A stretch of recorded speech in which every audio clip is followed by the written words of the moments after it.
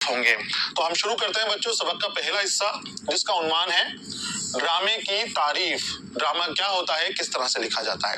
بچوں ڈرامہ انگریزی ادب سے اردو ادب کے اندر آیا ہے، لیکن ہمارے یہاں پر شروعات سے ہی ڈرامے لکھے جاتے ہیں، ڈرامے کھیلے جاتے ہیں۔ ڈرامہ یونانی لفظ ڈرو سے بنا ہے، جس کے معنی ہوتے ہیں کر کے دکھانا، یعنی وہ عمل جس کو کر کے دکھایا جا سکے۔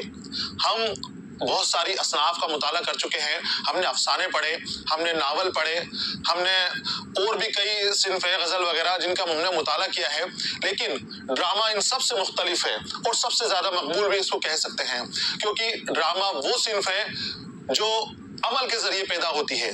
یہاں پر صرف مکالمہ ہی خوب نہیں ہے، مکالمہ ہی پورا نہیں ہے، صرف تحریری شکل نہیں ہونی چاہیے، اس کو کر کے بھی دکھایا جاتا ہے۔ ڈرو کے معنی ہے کر کے دکھانا۔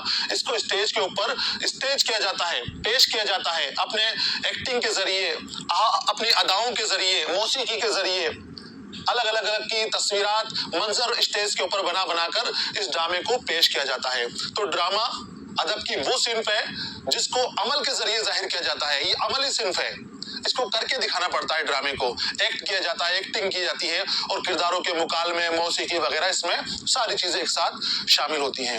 اب یہاں پر آیا تو یہ انگریزی اثر سے ہے، لیکن شروعات بہت پہلے ہی ہو چکی تھی۔ 1844 کے اندر اندر سبھاؤں کی جو شروعات ہوئی تھی، واجد علی شاہ، نواب واجد علی شاہ کا نام ہم پہلے بھی آپ کو بتا چکا ہوں میں اس کے بارے میں، کہ نواب واجد علی شاہ نے اندر سبھاؤں کے ذریعے ان کی ڈراموں کی شروعات کر دی تھی۔ پہلا ڈرامہ واجد علی شاہ نے ہی کھیلا تھا، جو اودھ کے نواب تھے، اور اس وقت اندر سبھا کو بہت فروغ ملا۔ اس کے بعد اندر سبھائیں جگہ جگہ کھیلی جانے لگی تو بہت فروغ ملا، کئی طرح کی اندر سبھائیں لکھی گئیں، اور جگہ جگہ جب ان کو اسٹیج کیا گیا، جگہ جگہ ان کو کیا گیا تو وہ پسند کی گئی۔ تو اس طرح سے ڈراموں کی شروعات ہو چکی تھی۔ اس کے بعد ڈراموں کو فروغ دیا پارسی تھیٹر نے۔ جب پارسی تھیٹر کا آغاز ہو گیا تو ان تھیٹروں میں باقاعدہ طور پر اسٹیج وغیرہ بنایا جاتا تھا، پردے لگائے جاتے تھے، اور جو بہت سارے ساز و سامان ہیں جو مہنگے ہوتے تھے، عام ڈرامہ نگار، ڈرامہ نویس اس کو نہیں لے سکتے تھے، پارسی اسٹیج والوں نے ان سب کا انتظام کیا، اور پھر بڑے خوبصورت انداز میں ڈرامے پیش کیے اور ان ڈراموں کو بہت مقبول بنایا۔ ڈراموں کو مقبول بنانے کے اندر اگر ہم بات کریں تو پارسی اسٹیج والوں کا بہت بڑا رول ہے۔ پارسی اسٹیج، پارسی تھیٹر اس لیے کہا جاتا ہے بچوں کیونکہ ان تھیٹروں کے مالک پارسی لوگ تھے۔ بمبئی کے اندر ان کی شروعات ہوئی تھی پارسی تھیٹروں کی، اور ان کے مالک پارسی لوگ تھے، اور وہ اردو کے جو ڈرامے ہیں وہ تخلیقات لکھنے والوں سے، مصنفین سے لکھواتے تھے اور ان کو اسٹیج کرواتے تھے، جو بڑے مقبول ہوئے، بڑے مشہور ہوئے۔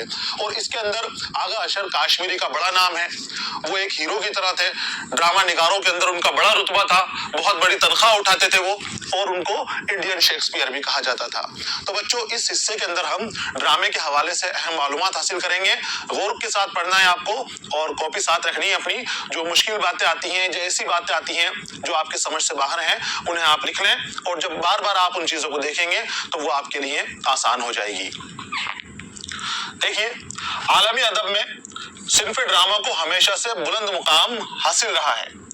وہ ہندوستان ہو، یونان ہو یا برطانیہ، ہر جگہ اس صنف کی پیدائش اور ترقی ہوئی ہے، پذیرائی ہوئی ہے اس کی، اور ترقی ہوئی ہے۔ بچوں ڈرامہ میں نے بتایا آپ کو بہت مقبول صنف ہے، کیونکہ یہ دل بہلانے کا ذریعہ ہے۔ آج تو موبائل آپ کے ہاتھ کے اندر ہیں، آج آپ کے گھروں کے اندر ٹیلی ویژن ہے، سنیما ہال ہیں، طرح طرح سے جہاں آپ چاہیں وہاں آپ اپنے دل کو خوش کرنے کے لیے جا سکتے ہیں، دل کو بہلانے کے لیے ان کاموں کو انجام دے سکتے ہیں۔ لیکن جب یہ دور بتایا گیا ہے 1844 کے بعد کا، 1857 کا، 1900 کے آس پاس کا، اس وقت اتنی ساری سہولیتیں ہمیں مہیا نہیں تھیں، اتنے سارے ساز و سامان ہمارے لیے مہیا نہیں تھے۔ اس وقت ہم اپنے دل کو بہلانے کے لیے کیا کریں، کیا کس چیز کو ہم پڑھیں، کس چیز کو ہم دیکھیں، تو ڈرامہ اس وقت دل بہلانے کا ایک بہت بڑھیا ذریعہ ثابت ہوا۔ اور جب یہ تھیٹروں میں کھیلنے جانے لگا تو لوگ ٹکٹ لے لے کر ڈرامہ دیکھنے جاتے تھے۔ جس طرح سے داستانیں سنتے تھے، اس کے بعد داستانوں کے بعد جب ڈرامے آ گئے تو ڈرامے نے داستان کو کم کر دیا، داستان کو کم ہو گئے اور ڈرامہ زیادہ شروع ہو گئے، ڈرامے زیادہ لکھے جانے لگے، زیادہ اسٹیج ہونے لگے۔ تو ڈرامہ ہمیشہ سے مقبول رہا ہے، آج بھی ڈرامہ ہوتے ہیں، ڈرامے کھیلے جاتے ہیں، اسٹیج کیے جاتے ہیں، بڑے شہروں سے لے کے چھوٹے شہروں تک۔ हर जगह ड्रामे आज भी आपको मिलेंगे। थिएटर वगैरह होने के बाद भी, सिनेमा और मोबाइल होने के बाद भी ड्रामों के पसंद करने वाले आज भी मौजूद हैं। ड्रामे की मुख्तलिफ तारीफें की गई हैं, मगर उसकी एक सादा सी तारीफ ये है कि ड्रामा किसी किस्से या वाक़े को अदाकारों के जरिए नाजरीन के रूबरू अमलन पेश करने का नाम है। यानी जो तख्लीक है, जो कहानी है, उस कहानी को सामने खड़े होकर जीना, उस कहानी को अमल में लाना, करके दिखाना, अफसाने को अमल में लाना, करके दिखाना, यही ड्रामा है। आपको ड्रो का माने जान लेना बच्चों के। ड्रो का जो यूनानी लफ्ज है, इसके माने होते हैं करके दिखाना, और ड्रामा वही है जिसमें करके दिखाया जाए। सिर्फ पढ़ने से महदूद नहीं है, ये पढ़ने तक महदूद नहीं है, या देखने तक महदूद नहीं है, इसको करके दिखाया जाता है। एक्टिंग होती है इसके अंदर, रक्स होता है, इसमें मौसीकी होती है, और भी कई चीजें इसके अंदर शामिल कर ली जाती हैं जो ड्रामे को असरदार बनाती हैं। तो ये जो तारीफ इसकी दी गई है कि सादा सी तारीफ है, आप इसको भी लिख लें बच्चों। ड्रामा किसी किस्से या वाक़े को अदाकारों के जरिए नाजरीन के रूबरू अमलन पेश करने का नाम है। नाजरीन यानी नजारे करने वाले, जो सामने लोग बैठे हुए हैं, हाजरीन और नाजरीन। बच्चों ड्रामे के बहुत सारे पहलू हैं, बहुत सारे अज्जा हैं। 6 अज्जा तो इसका असातिज़ा ने मुकर्रर किए हैं, लेकिन जो नाजरीन हैं वो भी ड्रामे का ही हिस्सा है। यानी देखने वाले, स्टेज है, वो भी ड्रामे का ही हिस्सा है। इसके अलावा जो दूसरी चीजें, मौसीकी वगैरह, वो भी ड्रामे की मुकम्मलियत के लिए, उसकी कबूलियत के लिए वो जरूरी हिस्से हैं जो उसके साथ जुड़े हुए हैं। तो स्टेज को, नाजरीन को भी ड्रामे का अहम हिस्सा माना गया है। यानी अगर नाजरीन ना हो, हाजिरीन ना हो, तो फिर ड्रामा किसके सामने किया जाएगा? तो उनको भी इसका हिस्सा माना गया है। उससे वाज़ेह हुआ है कि ड्रामा नावल या अफसाने की तरह सिर्फ लिखे या पढ़े जाने तक महदूद नहीं है। इसके लिए पेशकश जरूरी है, बल्कि ये मुकम्मल ही तब होता है जब इसे अमलन स्टेज पर पेश कर दिया जाए। मुकम्मल ड्रामा तभी होगा कि जब उसको स्टेज पर पेश कर दिया जाएगा। पहले लिखा जाएगा, उसके बाद उसको नजारे किए जाएंगे, देखा जाएगा, उसमें कमी बेशी निकाली जाएगी, तनकीद वगैरह होगी, और उसके बाद उसको स्टेज पर किया जाएगा। और स्टेज की जरूरियात के मुताबिक ही ड्रामे लिखे जाते हैं। वही ड्रामे मशहूर होते हैं जो इस नजरिए से लिखे जाएं कि जिन्हें आसानी से स्टेज पर किया जा सके। अगर उसमें परेशानी हुई, वो स्टेज पर करने लायक नहीं हुआ, तो फिर वो ड्रामा मकबूल नहीं होगा, फिर वो अफसाने की तरह हो जाएगा। और अफसाने तो वैसे ही खूब हैं, बहुत अच्छे अच्छे अफसाना निगार हैं, बहुत अच्छे अच्छे अफसाने हैं। तो फिर अगर अफसाना हो गया तो अफसाना पढ़ेंगे, ड्रामा कौन पढ़ेगा? दोनों में फर्क यही है कि अफसाना सिर्फ पढ़ा जाता है, कहानी सिर्फ पढ़ी जाती है, मजे के लिए, तफरीह के लिए पढ़ी जाती है, जबकि ड्रामा मजा और तफरीह दोनों दे रहा है, लेकिन ये हमारे सामने अमलन पेश किया जाता है। हमें दिखाई देगा और हम इसको देखकर सबक लेंगे, देखकर इसके असर लेंगे। नावल और अफसाने की तरह ड्रामे में भी प्लॉट, किरदार, मुकालमा और कोई ना कोई मरकजी ख्याल भी होता है। इसका प्लाट भी होगा, जिस प्लाट के ऊपर पूरा ड्रामा चलेगा, आगे तक पूरा ड्रामा मुकम्मल रहेगा। इसके किरदार होते हैं, उन किरदारों को गढ़ा जाता है, उन किरदारों को तरतीब दी जाती है, किरदारों की खुसूसियात बयान की जाती हैं, मुख्तसर तरीके से इसकी बयान कर दी जाती हैं। मुकालमा इनका होता है, मुकालमा निगारी इसका अहम जुज़ू है। ज़रूरी है बहुत कि मुकालमा इतना असरदार हो कि जो बात कहना चाहते हैं वो बात वाज़ेह हो जाए, वो समझ में आ जाए, और कोई ना कोई इसका मरकजी ख्याल होता है। बच्चों, हर तख्लीक का, हर सिन्फ का जो भी आप लिख रहे हैं या जो आप पढ़ रहे हैं, उसका कोई ना कोई मरकजी ख्याल होता है, जिस ख्याल के ऊपर ही वो पूरी की पूरी कहानी, वो पूरा का पूरा ड्रामा और उस ड्रामे का प्लाट घूमता है। उसके आसपास ही, मरकजी ख्याल के आसपास ही प्लाट बुना जाता है, प्लाट रखा जाता है। मगर किस्से के अमली पेशकश ही इसे नावल और अफसाने से मुमय्यज करती है। तो अज्जाए तरकीबी की हम बात करें तो इसके जुज़ू बताए गए हैं, और मैंने बताया असातिज़ा ने इसके 6 अज्जा मुकर्रर किए हैं। 6 अज्जा के अलावा आप इसके नाजरीन जो हैं उसको भी इसका हिस्सा मान सकते हैं, स्टेज को उसको भी इसका हिस्सा मान सकते हैं, थिएटर को भी इसका हिस्सा मान सकते हैं कि उसके बगैर ड्रामा मुकम्मल नहीं होता। और फिर जो सबसे बड़ी बात है, अफसाने, नावल और ड्रामे के अंदर जो फर्क करता है वो ये है उसका अमलन पेशकश। ड्रामा अमली तौर पर पेश किया जाएगा, जबकि अफसाना और जो नावल वगैरह है ये सिर्फ पढ़े जाएंगे। इनको कारी सिर्फ पढ़ेगा, देख नहीं सकता, जबकि ड्रामे देखे जाएंगे, इनको सामने एक्ट किया जाएगा, सामने पेश किया जाएगा। बुनियादी तौर पर ड्रामे के 2 हिस्सों में तकसीम किया गया है। ایک ہے ٹریجڈی جسے المیہ بھی کہتے ہیں اور دوسرا ہے کامیڈی تربیہ. جتنے بھی ڈرامے لکھے گئے ہیں ڈراموں کی کئی اقسام ہوتی ہیں بچوں. 19 طرح کی اقسام اساتذہ نے اس کی بتائی ہیں. الگ الگ اقسام 19 طرح کی ڈراموں کی بتائی گئی ہیں. لیکن وہ سب انہی دو بنیادی اقسام کے آس پاس گھومتی ہیں. ایک ہے ٹریجڈی یعنی المیہ جس کے اندر دکھ درد بیان ہو, جس کے اندر حادثاتی باتیں بتائی جائیں, جس کے اندر دل کو دکھانے والی چیزیں ہوں, جس کی شروعات ہی غم سے ہو اور آگے تک غم ہی غم چلتا رہے. پڑھنے کے بعد دیکھنے کے بعد ڈرامے کو جو اس کا ناظرین ہیں حاضرین ہیں وہ دکھ درد میں ڈوب جائیں, سوچ و فکر کے اندر ڈوب جائیں, پریشان ہو جائیں, وہ ٹریجڈی کہلاتا ہے, یہ وہ المیہ کہلاتا ہے. ٹریجڈی کا مطلب آپ جانتے ہو دکھ درد خراب حالات, یہ ٹریجڈی کہلاتے ہیں. اور المیہ وہی ڈرامہ ہوگا جس کے اندر ٹریجڈی بیان ہو, جس میں الم کا معاملہ ہو, دکھ درد ہو, دکھ درد کی کیفیت ہو, اور اس کے بعد جو قاری ہے وہ بھی, جو ناظرین ہیں وہ بھی پریشان ہو جائیں, وہ بھی سوچنے پر مجبور ہو جائیں کہ ایسا کیوں ہوتا ہے. اس میں زیادہ تر معاشرے کی برائیاں دکھائی جاتی ہیں, معاشرے کی برائیاں جو درد کے اوپر مبتلا ہوتی ہیں, جو لوگوں کو غم دیتی ہیں, جس کی وجہ سے زندگی پریشان رہتی ہے, جس کی وجہ سے زندگی میں آسانیاں نہیں ہوتی ہیں, وہ سب المیہ ڈرامے کے اندر آ جاتے ہیں اور وہ ہماری زندگی کی ٹریجڈی بیان کرتی ہیں. پھر دوسرا جو قسم بتائی گئی ہے یہ ہے کامیڈی. اس کو اردو میں کہتے ہیں تربیہ. تربیہ ترب کی نکلا ہے لیکن یہ عربی کا نہیں ہے, اس کو صرف اردو کے اندر ہی بنایا گیا ہے. تربیہ لفظ یہی ہے. اس کے معنی ہوتے ہیں جس میں ہنسی مذاق ہو, جو دل کو سکون دے, شگفتہ کھلکھلاہٹ ہو, جس کے اندر آرام ہو, سکون ہو, شروعات بھی سکون سے ہو اور آرام بھی اس ڈرامے کی سکون سے ہو. اس ڈرامے کو دیکھنے کے بعد جو اس کے دیکھنے والے ہیں ان کے دل کے اندر کوئی رنج و غم کا احساس نہ ہو, بلکہ وہ اپنے رنج و غم اور بھول جائیں, اپنے دکھ درد بھول جائیں اور ہنسی ٹھٹوں کے اندر ڈوب جائیں. اور جب یہاں سے نکلے ڈرامہ دیکھ کر تو پھر ان کی زندگی کچھ وقت کے لیے خوشگوار ہو جائے, ہنسی مذاق ان کی زندگی کے اندر پیدا ہو جائے. اور یہ کامیڈی جو ڈرامے ہیں یہی زیادہ مقبول ہیں. ٹریجڈی زیادہ مقبول نہیں, پسند کیے جاتے ہیں, لیکن المیہ جو ڈرامے ہیں یہ تربیہ کے مقابلے کے اندر کم دیکھے جاتے ہیں, کم کھیلے جاتے ہیں. زیادہ مشہور اور زیادہ مقبول کامیڈی ڈرامے ہیں. ان دونوں عناصر یعنی علم و طرب کے امتزاج سے بھی ڈرامے لکھے جاتے ہیں. اب جو قسمیں نکل رہی ہیں اس کے بعد میں نے بتایا 19 طرح کی قسمیں ہیں الگ الگ, تو وہ ساری قسمیں ان دونوں سے مل کر بنی ہیں.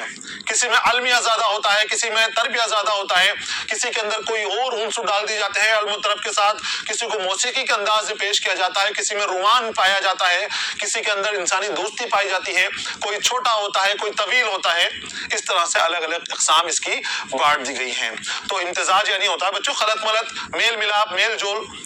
علم یعنی دکھ درد اور طرب یعنی خوشی, خوش مزہ. تو علم اور طرب کے امتزاج سے بھی ڈرامے لکھے گئے ہیں جن کی الگ الگ اقسام بڑھ جاتی ہیں. اس طرح المیہ تربیہ وجود میں آیا. اس کے علاوہ میلو ڈرامہ, فارس, ڈریم اور اوپرا بھی ڈرامے کی اقسام میں شامل ہیں. 19 طرح کی جو میں قسمیں بتا رہا ہوں اس میں سے کچھ اقسام کا یہاں پر نام دیا گیا ہے. میلو ڈرامہ, میلو ڈرامہ وہ ڈرامہ جس میں میلوڈی ملے. میلوڈی جو موسیقی ہوتی ہے, دھن وغیرہ ہوتی ہے, سنگیت وغیرہ ہوتی ہے, اسے میلوڈی کہا جاتا ہے. اب میلو کے اندر جو ہے رومانیت ملتی ہے, حسن و محبت ملتی ہے, عشق کا انداز ملتا ہے. یہ ڈرامے بہت مشہور ہیں, بہت مقبول ہے میلو ڈرامہ. اس کے بعد ایک نام دیا ہے آپ کا فارس. یہ انگریزی لفظ FARCE سے بنا ہے, FARCE. اس کا مطلب ہے فارس. اب اس ڈرامے کے اندر کیا ہوتا ہے, اس ڈرامہ یہ جو ہے مزاحیہ ڈرامہ ہے. کون سا؟ تربیہ. تربیہ ڈرامہ ہے, لیکن اس کے اندر کیا ملتا ہے, فوق الفطری کردار ملتے ہیں, فوق الفطری عناصر ملتے ہیں, اور ان عناصر کے ذریعے کردار اپنی زندگی میں اس طرح کے حادثات بنا لیتا ہے, اس طرح کی چیزیں بنا لیتا ہے جو دکھنے میں المیہ لگتے ہیں, لیکن ہم جب دیکھیں گے تو ہمیں ہنسی آئے گی, ہمیں مسکراہٹ آئے گی. ان فوق الفطری عناصر کی وجہ سے اس طرح کی چیزیں ان میں پیدا ہو جاتی ہیں. تو ڈرامے کی یہ جو قسم ہے یہ فارس کہلاتی ہے. اس کے علاوہ ڈریم ہے, اوپرا ہے جو پوری طرح سے موسیقی کے اوپر ہے, پوری طرح سے پورا اسٹیج کے اوپر جو بھی پروگرام ہوگا اس کے اندر جو بھی کردار اپنا مکالمہ کرے گا وہ سب गाने के अंदाज में करेगा। ओपेरा जो है, ओपेरा के माने हैं मौसीकी से लेते हैं, जिसमें मौसीकी हो, मौसीकी के अंदाज में हर चीज कही जाए, गाने के अंदर ही हर चीज की जाए, वो ओपेरा कहलाता है। तो ओपेरा ड्रामे की इक़साम में शामिल है। ये ड्रामे की इक़साम है, 19 किस्म है, लेकिन हमें आपको वही देखनी है जो आपके सामने है। जितनी आपको दी गई है किताब के अंदर उतनी इक़साम आप याद कर लें कि ड्रामे की इक़साम है, ड्रामे की तारीफ याद कर लें कि ड्रामा क्या होता है, और अज्जाए तरकीबी जो आपको बताए गए हैं, ये अज्जाए तरकीबी भी आप लिख लें, और लिखने के बाद इनको याद करने की कोशिश करें, क्योंकि बहुत जरूरी है, ड्रामे से मुतालिक सवाल आपसे पूछा जाएगा। आगे आते हैं। उर्दू ड्रामे की इब्तिदा के हवाले से यहाँ पर मालूमात दी गई है कि 1844 से 1855 के दौरान वाजिद अली शाह के ड्रामाई पेशकश और अमानत व मदारी लाल की इंदर सभाओं से लखनऊ में हुई। वाजिद अली शाह अवध के नवाब थे, जिनको बाद में अंग्रेजों ने इनकी जायदाद के ऊपर इनकी रियासत पर कब्जा भी कर लिया था, और इनकी बेगम हजरत महल ने अंग्रेजों के लोहा लिया था, अंग्रेजों से मुकाबला किया था। ये जो है राजकाज से ज्यादा गाने बजाने के शौकीन थे, मौसीकी के अंदर इनका मन लगता था। ये खुद जो कृष्ण लीलाएं होती हैं, रास लीलाएं होती हैं, अपने दरबार के अंदर करते थे, इंदर सभा कहाँ पर करते थे, प्रोग्राम करते थे, और उसके अंदर ये खुद एक्ट करते थे, खुद उसमें रोल निभाते थे, किरदार बन जाया करते थे, और उनके जैसे हाव भाव, चाल चलन, ये अंदाज अपने दिखाया करते थे। तो ड्रामों की शुरुआत जो उर्दू ड्रामे हैं 1844 में वाजिद अली शाह के दरबार से हो गई थी, और उसी वक्त अमानत लखनवी ने इंदर सभा लिख दी। तो ये इंदर सभा भी बहुत मशहूर हुई, और दरबार में ये भी खेली जाने लगी। अमानत लखनवी ने वाजिद अली शाह की जो इंदर सभाएं हैं, इन इंदर सभाओं से ही मुतासिर होकर इंदर सभाएं लिखी, और फिर अलग अलग लोगों ने कई इंदर सभाएं लिखी जो बहुत मशहूर हुई। इंदर सभा भी एक नाटक है जो उस वक्त स्टेज किया जाता था, खेला जाता था। इसके अंदर फौकुल फितरी किरदार हैं, परियों की कहानी है, राजाओं की कहानी है, राजाओं के महल हैं। तो इस तरह के किरदार हैं जो अवाम को मुतासिर कर सके। मैंने बताया आपको कि आज हमारे ऊपर दिल बहलाने के लिए बहुत सारे सामान मुहैया हैं, बहुत सारी सहूलियत मौजूद हैं। उस वक्त दिल बहलाने की इतनी सारी चीजें नहीं थी, इंसान थका हारा आता था तो क्या करे, तो वो इंदर सभाएं उसका दिल बहलाने का जरिया थी। वो जो ड्रामे उस वक्त शुरू हुए वो हमारा दिल बहलाने का जरिया थी। तो इसके जरिए दिल को बहलाया जाता था, इन प्रोग्रामों के जरिए खुशी का इजहार किया जाता था। मगर इसे उरूज हासिल हुआ पारसी स्टेज के ड्रामों से। जिस जमाने में लखनऊ और उसके गिरदनों में इंदर सभा की धूम मची हुई थी, उसी जमाने में मुंबई में मगरिबी असरात के तहत एक नए किस्म का ड्रामा वजूद में आ रहा था, जिसे पारसी स्टेज का नाम दिया गया। अब अवध और अवध के आसपास के हिस्से, दिल्ली और दिल्ली के आसपास के हिस्से में इंदर सभाएं मकबूल हो रही थी, खूब स्टेज की जाती थी।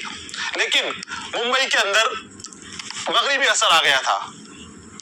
बंबई जो अभी मुंबई है और उस वक्त बंबई थी, उसके अंदर मगरिबी असर आ गया था, और मगरिबी असर से वहां पर स्टेज के ऊपर करने वाले ड्रामे आ गए थे। मैंने बताया आपको कि ड्रामा यहाँ पर अंग्रेजी असर से आया है, फारसी थिएटर के असर से आया है, बाजाब्ता यहाँ पर है, लेकिन इससे पहले ड्रामे लिख दिए गए थे 1844 के अंदर। हमारे यहाँ पर शुरुआत हो गई थी ड्रामों की 1844 के अंदर, लेकिन वो इस तरफ चल रहे थे हमारे यहाँ पर हिंदुस्तान के दरमियानी इलाकों के अंदर, हिंदुस्तान के मशरिकी इलाकों के अंदर ही चल रहे थे। अब इसके बाद जब मगरिब के असर से जब हमारे यहाँ पर पारसी स्टेज शुरू हो गए, तो फिर इन्होंने और फरोग दिया ड्रामों को, और आगे बढ़ाया। पारसी स्टेज क्या है बच्चों? ये स्टेज के ऊपर करे जाने वाले ड्रामे थे। इनके लिए स्टेज हुआ करता था, पर्दा हुआ करता था, बहुत सारी चीजें जो इस्तेमाल की जाती हैं जिसमें खर्चा लगता है। ये जो इंदर सभाओं में करने वाले लोग हैं, इनके पास इतना खर्चा नहीं होता था। अमानत लखनवी वगैरह स्टेज करते थे, इनके पास इतना सामान नहीं होता था कि वो रंग बिरंगे पर्दों का इस्तेमाल कर सकें, पीछे सीनरियो लगा सकें, और भी जो गिरने वाले पर्दे हैं उनका इस्तेमाल कर सके। लेकिन पारसी स्टेज में बहुत सारी चीजों के अंदर तब्दीली कर दी गई, क्योंकि पैसा खूब था इनके पास, तो उस पैसे का इन्होंने इस तरह से इस्तेमाल किया, तो लोग इनकी तरफ भागे, इनकी तरफ दौड़े इस ड्रामों को देखने के लिए। तो ये ड्रामे बहुत मशहूर होने लगे, बहुत मकबूल होने लगे। یہ نام اسے اس لیے دیا گیا کیونکہ اس کی ابتدا اور ترقی میں پارسیوں نے بڑھ چڑھ کر حصہ لیا تھا۔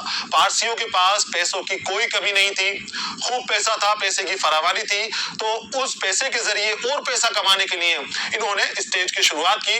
اب چونکہ پارسیوں نے اسٹیج کی شروعات کی تھی تو اس اسٹیج کا نام ہی پارسی اسٹیج یا پارسی تھیٹر کر دیا گیا۔ پارسی تھیٹر کمپنیوں نے ڈرامے کو فروغ دیا، اور کہاں دیا؟ بمبئی میں دیا شروعات کے اندر، لیکن اس کے بعد یہ پورے ہندوستان میں پھیل گئی دھیرے دھیرے۔ پارسی اسٹیج کا پہلا ڈرامہ خورشید ہے، جسے 1870 میں ایدل گھوری نے لکھا تھا۔ اس سے پہلے بھی کچھ ڈرامے لکھے گئے ہیں مگر وہ دستیاب نہیں ہیں۔ پہلا ڈرامہ جو ہے پارسی اسٹیج کا، اس کو آپ مان لیں کہ اس کا نام ہے خورشید، اسے آپ کو لکھ لینا ہے۔ پارسی اسٹیج کا بچوں اس کی آپ کو خیال رکھنا ہے، اگر ہندوستان کا پہلا ڈرامہ پوچھا جائے تو یہ نہیں آئے گا، پھر وہ اندر سبھا کا نام آئے گا، اندر سبھا کا نام آئے گا، لیکن اگر آپ سے پارسی اسٹیج کا پہلا ڈرامہ پوچھا جائے تو وہ خورشید ہے، اور 1870 میں یہ لکھا گیا تھا۔ اور کس نے لکھا تھا؟ ایدل گھوری نے۔ یہ بھی ایک پارسی تھے اور ڈراموں کے شوقین تھے۔ اس سے پہلے بھی کچھ ڈرامے لکھے گئے ہیں لیکن وہ دستیاب نہیں ہیں، وہ ختم ہو چکے ہیں، خراب ہو چکے ہیں، اس لیے ان کو شامل نہیں کیا گیا۔ ابھی جو موجود ہے وہ خورشید نام کا ڈرامہ موجود ہے، جو آج بھی آن لائن یا لائبریری وغیرہ میں پڑھا جا سکتا ہے۔ پارسی اسٹیج کے ڈرامے بھی ابتدائی اردو ڈراموں کی طرح منظوم ہوتے تھے۔ منظوم یعنی نظم کے انداز میں، ایک ہوتا ہے نثر اور ایک ہوتا ہے نظم۔ نظم کے انداز میں جو بات کی جائے وہ منظوم کہلاتی ہے۔ لے کے اندر، سر تال کے اندر، قافیے اور ردیف کی پابندی کے ساتھ جو بات کی جائے وہ بات منظوم کہلاتی ہے۔ تو جو شروعات میں ڈرامے لکھے گئے تھے وہ منظوم ہوتے تھے۔ اندر سوائے بھی بچوں شروعات میں جو لکھی گئی ہیں وہ منظوم ہوتی تھی، بڑے بڑے کلام نہیں ہوتے تھے، چھوٹے چھوٹے اشعار کے اندر بات کہی جاتی تھی، مکالمے بہت کم ہوتے تھے، اور وہ بھی ردیف اور قافیہ کے ذریعے ان مکالموں کو خوبصورت بنایا جاتا تھا۔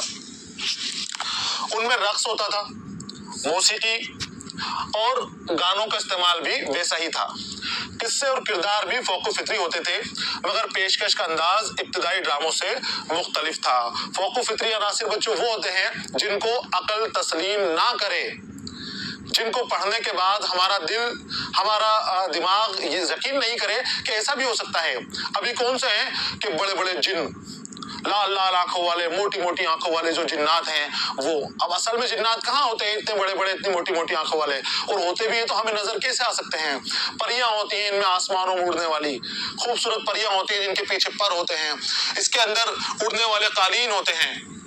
کیا کوئی قالین ہوا میں اڑ سکتا ہے؟ لیکن یہاں دکھایا جاتا ہے۔ تو ایسی چیزیں کہ جنہیں ہم عام زندگی میں نہیں دیکھ سکتے، جنہیں ہم اپنی زندگی کے اندر کبھی ہمارے سامنے سنی نہیں ہے، صرف کہانیوں میں سنا ہے، وہ فوق الفطری عناصر ہیں جن کو عقل تسلیم نہ کرے۔ تو یہ فوق الفطری عناصر سے اس وقت کے ڈرامے بھرے پڑے رہتے تھے، بہت سارے کردار اس کے اندر موجود رہتے تھے، اور نئے نئے کردار لے کر آتے تھے، نئے نئے کرداروں کی پیدائش یہ کیا کرتے تھے لکھنے والے، اور اس کی وجہ سے ان کے ڈرامے مقبول ہوا کرتے تھے۔ لوگوں کو یہی پسند آتے تھے، ہوا میں اڑنے والے جادوگر پسند آتے تھے، جانور بنا دینے والے لوگ پسند آتے تھے، ایسے ایسے جادوگر پسند آتے تھے کہ جو لوگوں کو کتا بنا دے، لوگوں کو گھوڑا بنا دے، لوگوں کو گدھا بنا دے، اس طرح کی چیزیں سامنے لے کر آتے تھے۔ یہ بہت پسند آتی تھی چیزیں، تو اس وجہ سے یہ ڈرامے مقبول ہو جایا کرتے تھے۔ پروسینیم یعنی آگے کرنے والے پردے کا استعمال پارسی اسٹیج سے شروع ہوا ہے۔ اب میں نے بتایا آپ کو کہ پارسی اسٹیج نے بہت ساری تبدیلیاں کی ہیں، اسٹیج کا پرانا جو رنگ ڈھنگ تھا اس کو بالکل تبدیل کر دیا ہے۔ انہوں نے پردے کی شروعات کی۔ کون سے پردے کی؟ جب آپ فلم وغیرہ دیکھتے ہو تو پہلے پردہ لگا ہوا رہتا ہے، پھر دھیرے دھیرے پردہ کھلتا ہے، اور اس کے بعد پیچھے سنیما کا پردہ آپ کے سامنے آتا ہے۔ یا پھر ناٹک وغیرہ دیکھنے جاتے ہیں تو وہاں پر بھی جب ایکٹ شروع ہوتا ہے اس سے پہلے پردہ لگا رہتا ہے، اور پھر دھیرے دھیرے وہ پردہ کھلتا ہے، اور اس کے بعد جو کردار وہ ڈرامہ وہاں پر کرتے ہیں، وہ ناٹک وہاں پر کرتے ہیں، اور بعد میں واپس پردہ بند ہو جاتا ہے۔ تو یہ جو پردہ ہے اس کو پروسینیم کہتے ہیں، اور یہ پروسینیم کی شروعات پارسی اسٹیج سے ہی ہوئی ہے، پارسی ڈرامہ والوں نے ہی اس کی شروعات کی ہے۔ اب اسٹیج کے پچھلی دیوار پر سین سینیریو والے پردے لگائے جانے لگے۔ سین سینیریو منظر کے حساب سے پردے، جس کے اوپر تصویریں بنی ہوتی تھی، جس کے اوپر منظر بنے ہوتے تھے، اور وہ किरदारों के एक्ट के हिसाब से पीछे तब्दील होते रहते थे। जैसे मान लो पहाड़ों का कोई किरदार है जिसको पहाड़ी फितरत बतानी है उसकी, तो पीछे पहाड़ों की तस्वीर लगा दी गई थी। इससे पहले ऐसा नहीं होता था। इससे पहले खाली आवाजों से ही बताया जाता था कि अब हम पहाड़ों की जगह के ऊपर आ गए हैं, अब हम यहाँ घूम रहे हैं, अब हम यहाँ चल रहे हैं। तो वो पहाड़ अब पारसी स्टेज के टाइम पर लगाए जाने लगे, उनकी तस्वीरें लगाई जाने लगी, बड़े बड़े पर्दों पे तस्वीरें बना दी गई। फिर कि बाघ का कोई सीन है तो पीछे बाघ का पर्दा लगा दिया गया, महल का कोई सीन है तो महल का पर्दा लगा दिया जाता था। तो ये पर्दे भी अब बदलने लगे, पीछे बहुत सारी तब्दीलियां इन्होंने कर दी थी। हर झेली सीन पर भी पर्दा गिरने और उठने लगा, यानी जो छोटे छोटे सीन थे जहां पर अब बदलाव होगा, तो पहले तो सामान सारा जल्दी जल्दी उठा के लोगों के सामने ही रखा जाता था, लेकिन अब पर्दा गिरता था और पर्दे के पीछे जल्दी जल्दी तब्दीलियां कर ली जाती हैं, और तब्दीलियां करने के बाद नए सीन के लिए तरतीब दे दी जाती है, तरतीब हो जाती है, तो दोबारा पर्दा खुलता है और फिर नया सीन हमारे सामने पेश हो जाता है। तो ये शुरुआत भी पारसी स्टेज से हुई है, पारसी थिएटर से हुई है। स्टेज पर तरह तरह की मशीनों का इस्तेमाल होने लगा। कोई मशीन धुआं दे रही है, कोई मशीन आवाजें कर रही है, कोई मशीन किरदारों को इस तरह से चला रही है जैसे वो हवा में उड़ रहे हैं, हवा में उड़ते हुए मालूम हो रहे हैं। तो अलग अलग तरह की मशीनें, बहुत सारी मशीनें पारसी स्टेज वाले लेकर आए और उन मशीनों का अपने ड्रामों के अंदर इन्होंने इस्तेमाल किया। यानी ड्रामों को इन्होंने पिछले ड्रामों से बिल्कुल अलग कर दिया। इंदर सभाओं से और जो गलियों के अंदर ड्रामे खेले जाते थे उन ड्रामों से इन्होंने बिल्कुल अलग कर दिया, बहुत मकबूल बना दिया, और इसकी वजह से ये बहुत ज्यादा देखे जाने थे, बहुत ज्यादा इनकी कमाई होती थी, टिकट भी बहुत ज्यादा इनके बिक जाते थे, बहुत मकबूल हुए ये। मुकालमों में धीरे धीरे नस्र का इस्तेमाल बढ़ा, गाने कम हो गए, फोको फित्री वाकयात और किरदारों के बजाय रोजमर्रा जिंदगी के वाकयात को मसाइल ड्रामे का मौजू बनने लगे। फिर धीरे धीरे जैसे जैसे मुआशरे में बदलाव आया, मुआशरे की सोचो फिक्र में तब्दीली आनी शुरू हुई, तो फिर इन ड्रामों के मौजुआत में भी तब्दीली आनी शुरू हो गई। अब जो नज्म का अंदाज था वो धीरे धीरे नस्र के अंदर बदलने लगा। अब मुकालमे नस्र के अंदर लिखे जाने लगे, जो किरदार थे वो आवाम से जुड़े हुए किरदार पेश किए जाने लगे। अब फोको फित्री किरदार कम कर दिए गए, फोको फित्री अनासिर कम कर दिए गए, इस तरह के किरदार पेश किए जाने लगे, इस तरह के मौजुआत सामने लिए गए जो आवाम से जुड़े हुए हों। आवाम के मसलों को इन स्टेज के जरिए, इन नाटकों के जरिए, ड्रामों के जरिए पेश किया जाने लगा। इस तरह धीरे धीरे ड्रामे हमारे तरक्की करते गए, आगे बढ़ते गए। यहाँ पर इर्तिका बताइए ड्रामों की कि किस तरह से ड्रामों की तरक्की हुई है। यहाँ पर बच्चों सबक का पहला हिस्सा मुकम्मल हो जाता है। इस हिस्से में हमने जाना कि ड्रामा क्या होता है, किस तरह से लिखा जाता है, ड्रामे की तारीफ के हवाले से भी हमने मालूमात हासिल की है और ड्रामे की तारीख के हवाले से भी हमने मालूमात हासिल की है। इसे आपको बच्चों पढ़ना है, दोबारा देखना है, और जो मुश्किल बातें आपको नजर आती हैं और जिन बातों की तरफ मैंने आपको तवज्जो दिलाई है उन्हें आप लिख लें, कॉपी के अंदर लिख लें और याद करने की कोशिश करें। यहाँ पर पहला हिस्सा मुकम्मल हो गया है। अगले हिस्से में हम आगा हशर काश्मीरी की जिंदगानी के हवाले से मालूमात हासिल करेंगे। आपकी तर्ज तहरीर, खुसूसियात कलाम के हवाले से हम मालूमात हासिल करेंगे। अगले हिस्से तक आपको इंतजार करना है। पढ़ते रहिए, खुश रहिए। अलविदा।